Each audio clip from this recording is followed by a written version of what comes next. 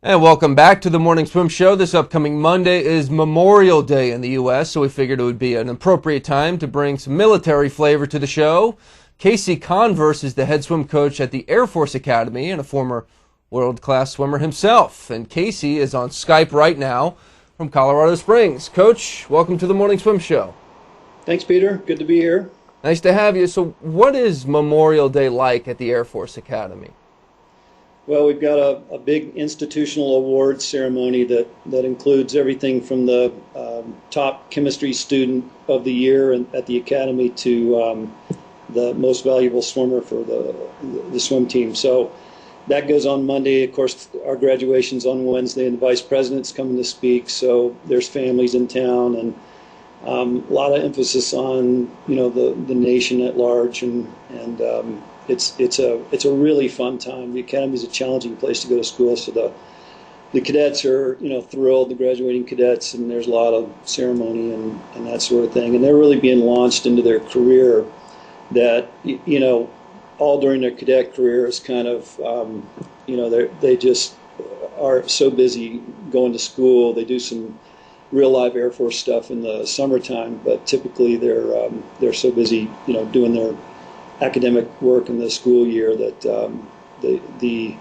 actual career they're about to be launched in is new to them, and that's an exciting time as well.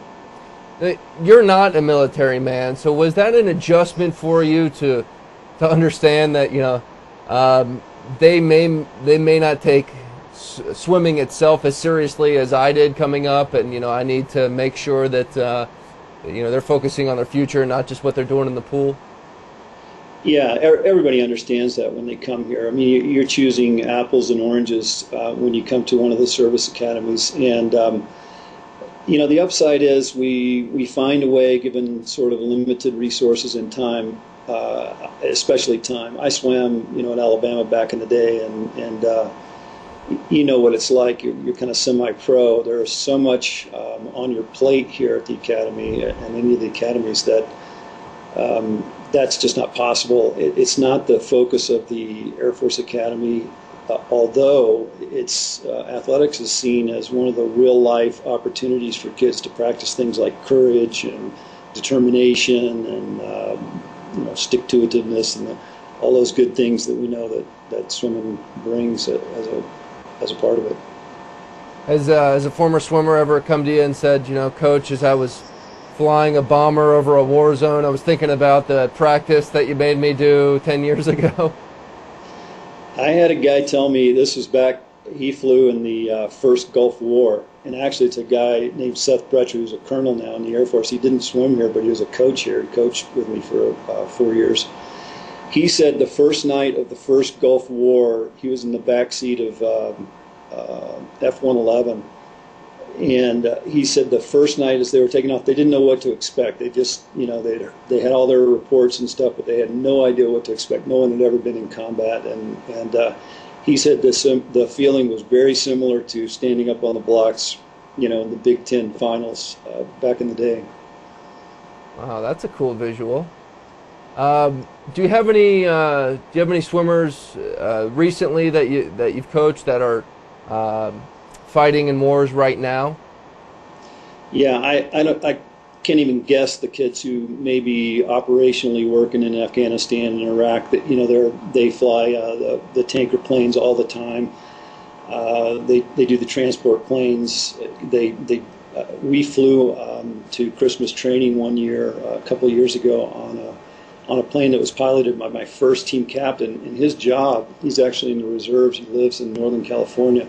And his job is to fly to Iraq, pick up anybody who's been wounded, and take them to Germany. And they'll do that in a kind of a round trip sort of thing. They sleep at home at night. And the trip to Iraq may take them a couple of days round trip. But it's an interesting life that they live, and you don't really think about it. But here's a guy who's doing real life work in Iraq and over in the desert and living in Northern California. So I can't guess all the people that are out there, but we do have one guy who's actually on the ground. He's on his third term. It's a 92 grad named John Doolittle, and he handed out awards at our conference meet last year. He was down visiting and had some great inspirational things to say to the kids that are, from a real life guy who's out doing it's kind of, down on the streets, which is unusual. We typically the kids are up at 30,000 feet in an airplane and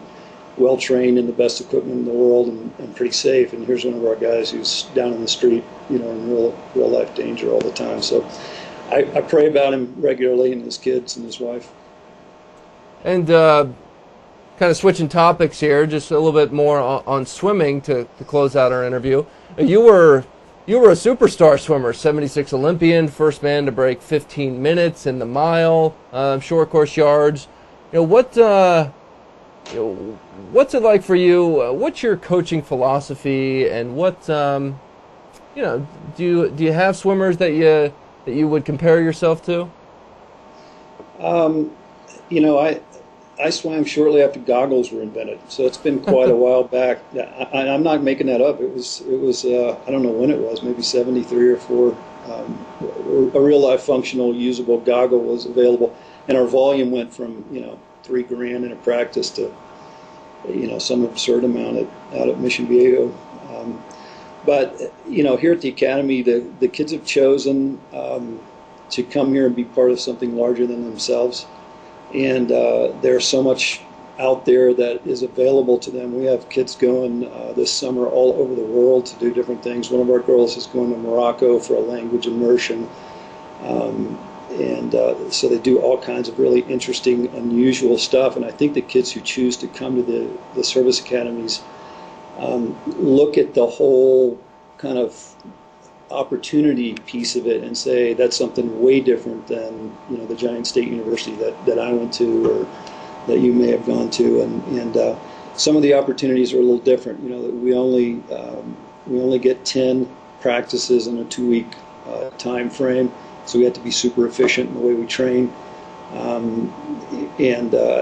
over time you kind of figure that piece out in terms of, we're just not going to get a huge amount of volume, so we've got to be pretty efficient. We've got to get taper right. We've got to get a lot of things right for them to kind of cash in on their time investment at the end of the year. But when it's a humbling place to work. It's a place that I'm just so proud to be a part of. And when we do have kids who are out there doing the real life work that we all admire, it's a really moving thing. And Memorial Day, gratefully, is not meant that we've lost a swimmer yet.